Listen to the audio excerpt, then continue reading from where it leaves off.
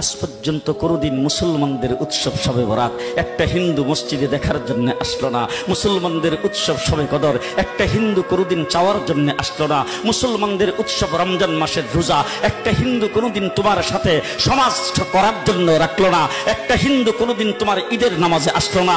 একটা হিন্দু কোনোদিন তোমার সাথে জুমার নামাজে অংশগ্রহণ করলো না, তোমাকে দেখার জন্য পর্যন্ত আসলো না। তার কারণ হলো হিন্দুরা মনে করে এটা মুসলমানের উৎসব, আর তুমি মুসলমান হইয়া হিন্দুর দুর্গা পূজায় কিভাবে গেলা? তোমার কি হয়ে গেল? তোমার কি লজ্জা শরম তুমি ধুয়ে ফেলে দিয়েছো? তোমার কি কোনো লজ্জা শরম নাই? লজ্জা শরম নাই? আবার কি সুন্দর বলতেছ, ধর্ম যার যার উৎসব সবাই।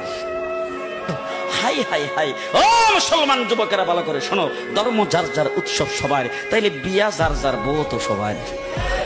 জি, বিয়ে যার যার বউ সবার। পুষ্কুনি